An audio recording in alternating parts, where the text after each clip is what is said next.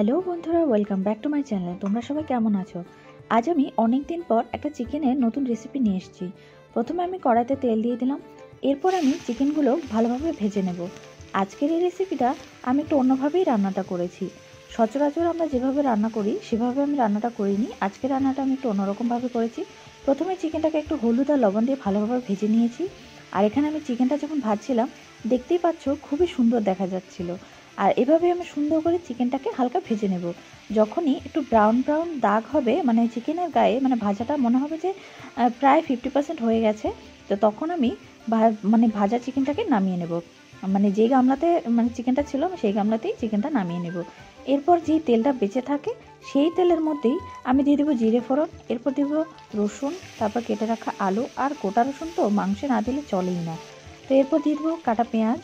আর এখানে আমি 2টো পেঁয়াজ দিয়েছি, তোমরা চাইলে এর বেশি বা কম দিতে পারো। এরপর ভালোভাবে ভেজে নেব। পেঁয়াজ আর রসুনটাকে ভালোভাবে ভেজে নেব। সাথে এখানে আমি আলুটাকে আলাদা করে আর ভাজলাম না। এরপর দিয়ে দেবো গোটা কাঁচা লঙ্কা। আর এখানে আমি ঝালের পরিমাণটা আজকে একটু বেশি দেবো, কেননা আজকে আমি একটু অন্যভাবে রান্নাটা করছি। আর এখানে আমি দিয়ে দিলাম আদা রসুন বাটা, সাথে শুকনো লঙ্কার গুঁড়ো 2 চামচ, জিরের গুঁড়ো, ধনিয়ার গুঁড়ো, আর দিয়ে দিলাম এখানে সেই মিক্সিতে জল।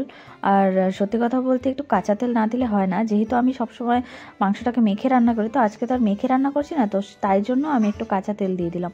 এরপর ভালোভাবে তেল ছাড়া পর্যন্ত আমি কষিয়ে নেব।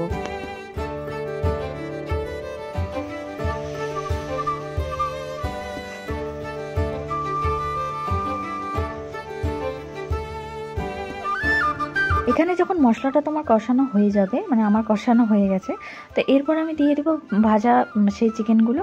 আর দিয়ে দেবো এখানে একটা টমেটো। তোমরা চাইলে আরও 2টো টমেটোও দিতে পারো, যারা টমেটো বেশি খায় কম খায় সেটা তাদের পরিমাণ মতো। তো এরপর আমি সব মশলার সাথে চিকেনটাকেও ভালোভাবে খানিকক্ষণ কষিয়ে নেব, প্রায় 5 মিনিটের মতো ভালোভাবে কষিয়ে নেব।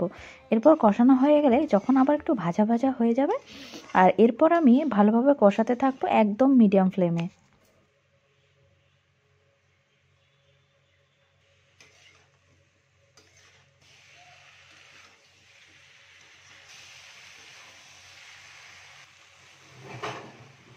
আর হ্যাঁ, চিকেনে তোমরা লবণ দিতে ভুলো না। এরপর আমি গরম জল দিয়ে দেবো। দেখতেই পাচ্ছ চিকেনের কালারটা কতটা সুন্দর হয়েছে কষানোর পর। এভাবে তোমরা একদম লো ফ্লেমে কষাতে কষাতে রান্নাটা করবে, আর চিকেন যত কষাবে তত টেস্টি হয়।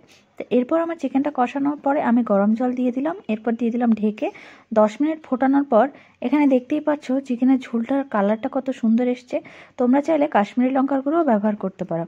আর আজকে যেই নতুন রেসিপিটা ছিল, আজকে আমি গোলমরিচের গুঁড়ো দিয়েই রান্নাটা করব, কেননা আজকে চাইছিলাম আমি একটু স্পাইসি চিকেন। তো স্পাইসি বেশি লঙ্কা খাওয়াটাও তো বেশি ভালো না, তো সে কারণেই আমি এখানে গোলমরিচের গুঁড়ো ব্যবহার করেছি। আর দেখতেই পাচ্ছ তোমরা একদম মাটনের মতো কালার এসছে। আর এরপর কিছুটা গরম মশলা আমি ছিটিয়ে দিলাম ওপরে। আর দেখতেই পাচ্ছ, জাস্ট দেখেই জিভে জল চলে এসছে। আমার রান্নার ভিডিওগুলো কেমন হয় তোমরা অবশ্যই জানিও, আর ভালো লাগলে আমার চ্যানেলটি অবশ্যই তোমরা সাবস্ক্রাইব করে দিও। আর হ্যাঁ, আমার ভিডিওতে অবশ্যই তোমরা লাইক কমেন্ট শেয়ার করে দিও। আর এভাবেই তোমরা আমার পাশে থেকো। আমি প্রতিদিন কি করি না করি সেই খুঁটিনাটিগুলো তোমাদের সাথে অবশ্যই শেয়ার করব। আর আমার রান্নার রেসিপিগুলো